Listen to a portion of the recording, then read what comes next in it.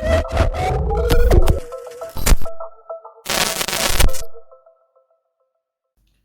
yo, welcome to it. My name is Mukudzei and this is Zazise Sadza ne Rap, your official home for your albums, EPs, and mixtape reviews. So this is going to be your album, mixtape, EP review show, basically where I take your favorite artist project, I break it down in a few words, run it through, and then give it a rating.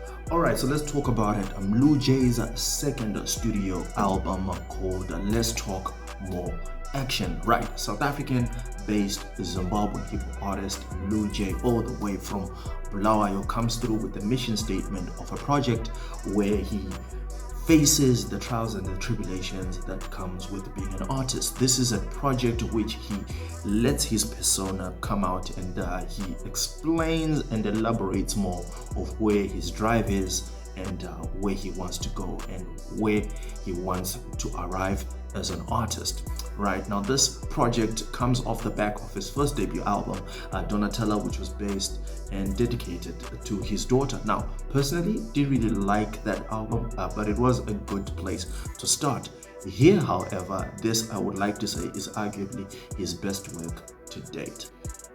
And Mlue Jay off the gate pretty much lays the foundation of how this album is going to sound on the intro, Black Kid. This is where he lays the foundations about the perseverance that he has and how he's been striving to be a better artist and where and what he's doing basically to reach the goals that he likes. So this is a solid start as well, and it sets a precedent to how this album is going to sound and also what he's going to be talking about concerning the subject matter. And then we move on to the second track, which is This and That. Now, this is one of my favorite tracks as well because it picks up the theme as he ropes in fellow collaborator Soko Matemai, straight from the city, the capital city. I was about to say the city of kings, the capital city, and they talk about the many hurdles that they have to jump through and through to make it as artists, talking about the lack of airplay, talking about not being booked, things like that and more. And Soko Matemai's verse really shines on this because with such a smooth, suave charisma that he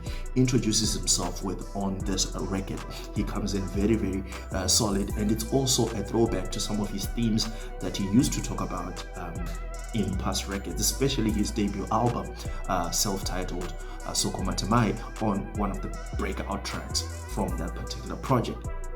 And you can tell that he was in this element here, and he definitely shined, right? And then we seamlessly move on to the third track, which is Vinfluence. Now, this is a straight up dedication to late rapper from Bulawayo, the Lokshin Obama, Calvin.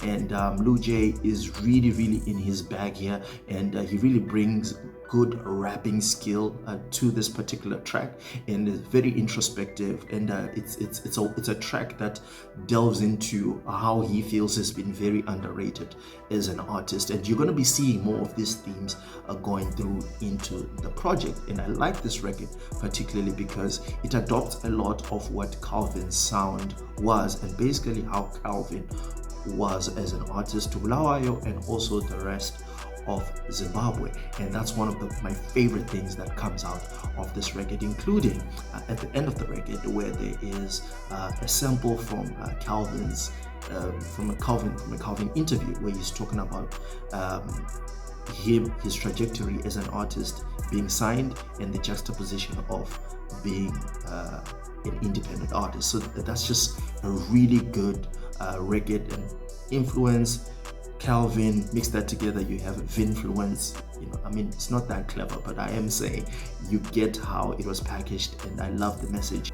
We then take a journey into the spiritual here, and I like how this track comes through, and this is Izono featuring Luminous. Now, I like this because I tried to pick apart some Easter eggs, considering that you have a track before that which was kind of loosely based on Calvin, and Calvin is someone who has a history in Christian hip-hop, with a Christian hip-hop background, and then you have it seamlessly move into a track that addresses the faith, and that's what I love about this one, which is a record which is kind of loosely based on the book of Psalms. I forgot the chapter, but basically paraphrasing, it says, Lord, do not turn your face away from me because of my own transgressions. And you see it through both verses from Mlue Jay as well as Luminous, particularly the latter, as he talks about the struggles of being an artist, being lonely, as well as that creeps in depression, and then he ends up being a womanizer, so to speak, or ends up struggling with the bottle as well.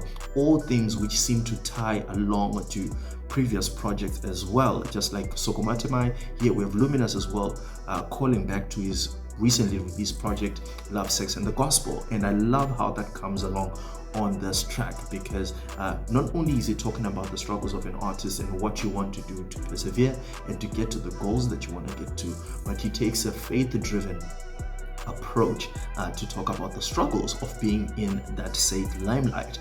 And I love how that just comes through, because it just gives it authenticity, and it just gives it a strong, relatable foundation that you can root for and that you can empathize with. And this is definitely one of my favorite tracks from the project, because the hook is also great. So I just love how all of that was put together. And then we get into another track, and this is where we get a little bit more commercial with the fifth track halfway through the album, called Bad, featuring again another Black artist, Indigo Saint. Now Indigo has always been killing it with the features off the back of his studio album Block 34, the Tales of the Bougie Pantsula. He still brings that swag of the Bougie Pantsula on this record as well. And this is pretty much the Indigo Saint from Portland 51, you know, from that song Man from Stratton's, I think that's what it's called.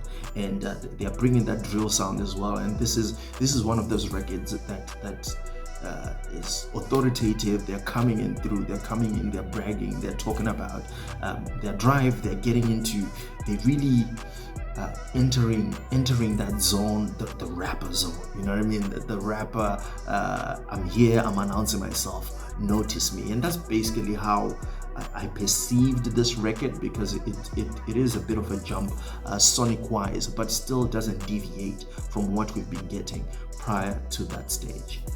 And then track number 6 is Nyazefela, which is the first song on the project, which features a hook from a guest artist. And this one from Lisa Mbali, and she absolutely smashes it. Now, I do want to say it is a refreshing tune, which gives Mlue a bit of some much needed rest, because prior to this, he's been pretty much doing a lot of heavy lifting on the project. But I will say, and this is just my own bias, I have an irrational dislike for love rap songs. I don't know what it is, so I'm a little bit biased when I was consuming this record, and it felt a little bit too generic. It felt a little bit flat. The hook was great, but there wasn't much that I took from Mlue Jay's verses on this record. And it's weird, because these are the type of records that rappers like. For some reason, the artists that make songs like this, they will tell you like, oh, that's my favorite song. And I'm like, I don't like that record. I don't like that record. But it does what it does. The hook is very memorable, but other from that, I can't take much. And then there's the sequel as well, which is track number 7, Uthando Lwami, meaning my love, right? Or my love to you, basically. And this feels like it's a sequel, you know, to the record prior, which is Nyazefela. And you know what, I feel like it's a little bit, Mlue Jay's pen here is where it's at its weakest for some reason. I don't know how that happened, but it just felt a little bit flat for me. So I don't know how to consume those 2 tracks. That was the low point for me on this particular project, where everything else just felt like it was a hit. And then we take a breather as well with the skit, and I love this because it's such a perfectly placed skit. It's one that gives a refresher to the project, and it navigates us to where we are going as we're about to close. We're already past the halfway point, and now we're going into the closing of that project. And I love that because it starts with No Cap freestyle. Now this is a record, I think it was also the first one that he released prior to this album. I love this one because, okay, the guy is coming to rap now, which is you know, a record that reverberates you know, pretty much the closing words from the skit before, where Jay's Marabini is talking about how Mlue Jay has a lot of potential and how he's the next one, or he's up next, basically, so to say. And I love how that comes across on this freestyle. You know, I didn't take many quotables on this record, but I do love how sonically it came across how the album was patterned going through. And now at the business end of the album, track number 10, which is arguably my favorite track because it's the one that I've played way too much, is Out the Hood. Now this is a very simple, straight message record. I just want to get my mama out of the hood. I want to get it out of the hood. I want to make it from out of the hood. You know what I'm saying? They say we exist to live in the hood so we can leave it. And that's what this record is all about. And it ties in as well to the overall theme of that project, of this particular project, because Mlue Jay has been talking about his trials, tribulations, perseverance throughout. He's been talking about how he's come this far and where he wants to go, and we see his goals enhanced and amplified on this record.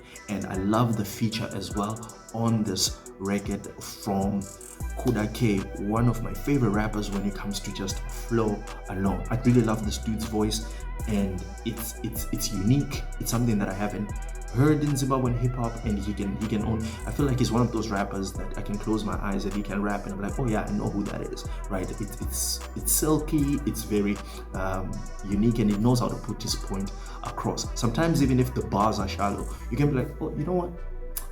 I rock with that. That's fire. So I really love this record. I love the hook. It's very commercial, and I feel this could be one of those records that they push to the radio stations, that they do a video for. Even I'm just putting it out there. And then we'll move on to the closing of the album, a track which finishes on a triumphant note, because we start on a bit of a somber note on the intro, but we finish very, very, very strong with a track, Asambe, which means let's go. Now this tune is incredible, and it's very rare for someone to have a track which is the outro but also is one of those records that you can bump strongly at shows and have people singing along. And oh man, I love this record so much. It's so good. It's got one of the best hooks. It's very easy to repeat. It's very easy to digest. I just love everything about that record, and everything ultimately about less talk and more action from Mlue Jay. Final thoughts. This is definitely one of Mlue Jay's best works, okay? If not his best work to date, and it shines and it shows that he put a lot of work into it, that he put a lot of thought as well into the features, into the composition, into everything. And I just love how it's such an easy to consume body of work. There's not too much here and there's not too less of it. It feels just right. And it's exciting when you listen to a project like this, because you can only say it's only up from here. It's definitely only up from here. So I love how that verse came through. I love how this project I'm so used to talking about verses. And that's it. I don't know how long this video is, but I hope they're gonna be shorter and shorter as time goes on. But that's been it. That's been Sadza Ne Rap with yours truly, Mukudzei Mlambo. With that being said, I'll catch you on the next one.